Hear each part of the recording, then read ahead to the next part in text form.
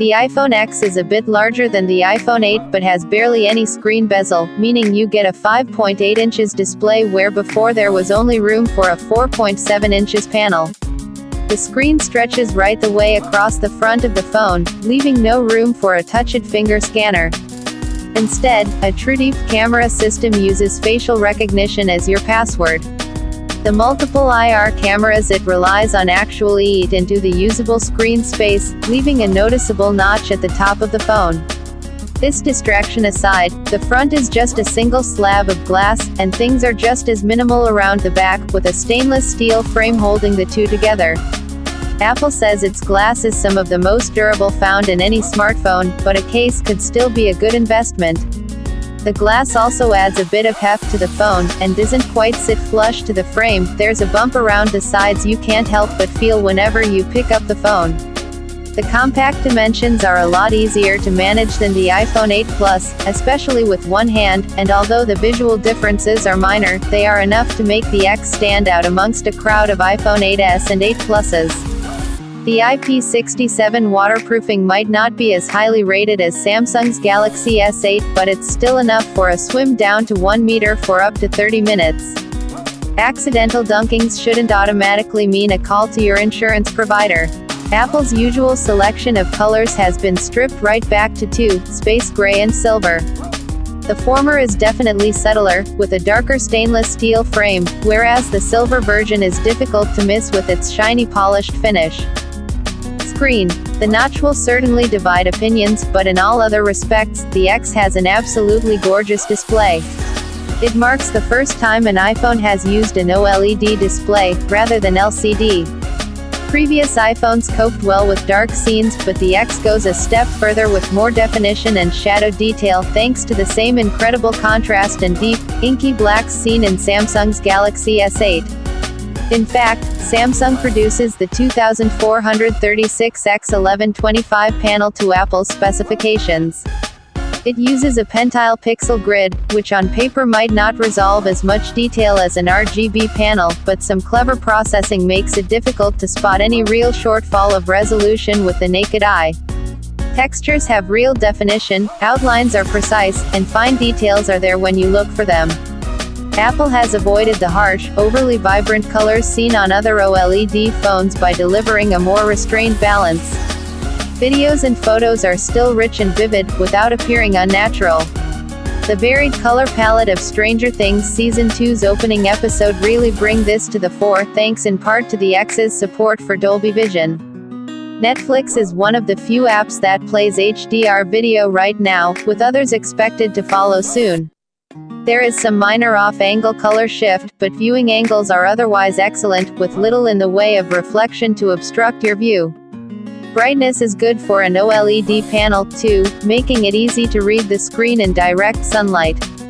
The TrueTone adaptive color temperature system from the iPad Pro also makes an appearance, stripping the blue light out of the display and warming things up for a more natural, subtle appearance without adversely affecting overall color balance.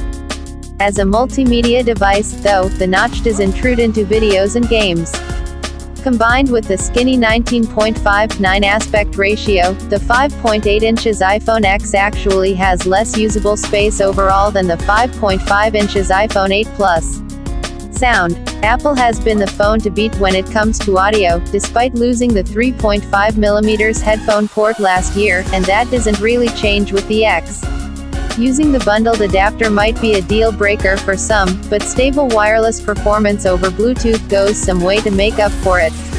There's still no official high-res support within iTunes, even if Apple officially lists FLAC support on its website through the new My Files app. None of our CD-quality FLAC files would play. Instead, we stick with WAV, and it's here that performance stays as reassured as it has always been, thanks to superb timing and a fantastic balance of all the different elements that make up a track. Bass is detailed, the mid-range engaging and precise, and treble restrained, while maintaining expression and richness. The X copes brilliantly with texture and overlapping instruments, which aren't always handled well by smartphones. All combined, it's a performance that really helps the iPhone X outmuscle its competition, with an experience that is only really topped by dedicated music players. The onboard stereo speakers put in a good performance of their own, too. They are significantly louder than any iPhone to date, with a cleaner sound that commands more presence than before, so going headphone-free isn't such a chore. Features. The dual-lens camera, first introduced in last year's iPhone 7 Plus, has seen several improvements for the X, including optical image stabilization on both the f1.8 wide-angle and f2.8 telephoto lenses, instead of just one.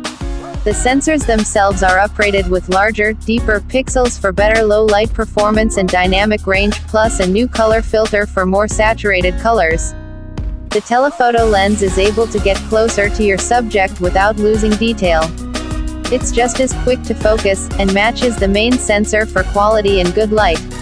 HDR mode is always on now, and does an excellent job of balancing tricky lighting conditions. Like all iPhones, the X's photos tend to lean towards more vivid, vibrant colors, which aren't always true to life.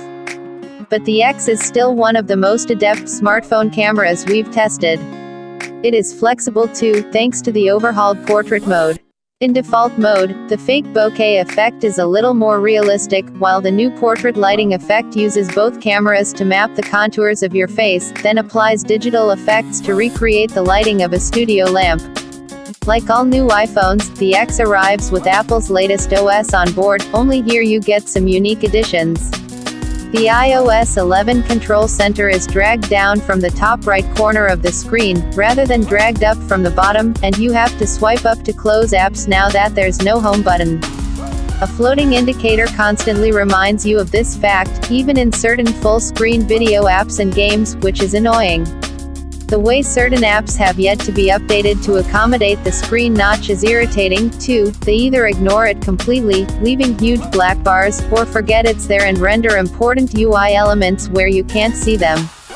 With Face ID taking the home button's place, you also have to double-tap the side button to activate Apple Pay, or hold it down to wake up Siri now. At least Face ID works well, mapping and recognizing your facial features in about half a second. Because it relies on infrared, it can sometimes be caught out in bright light, and covering up any part of your face will give it trouble too. You do get to have fun with the tech, courtesy of Animojis. These animated emoticons follow your facial movements and record your speech, so you can litter your iMessage conversations with animated monkeys, unicorns, and yes, the poop emoji. It's a novelty, but effective in showing the true deep camera in action. Performance. With the same A11 Bionic chip as the iPhone 8 and 8 Plus, the X really does have performance to spare. More powerful than last year's hardware, and with a new in-house graphics chip, it keeps iOS 11 running smoothly, even when running the growing number of augmented reality games available from the App Store. It might be physically smaller, but some double-stacked circuit board origami has made enough room inside the X for an even bigger battery than the iPhone 8 Plus. As a result, the battery will easily last an entire day with power to spare. Apple has introduced fast charging, but you'll have to pay an extra £75 for the USB-C to Lightning cable and USB-C power adapter. That gives you a 50% recharge in 30 minutes, instead of an hour with the bundled adapter.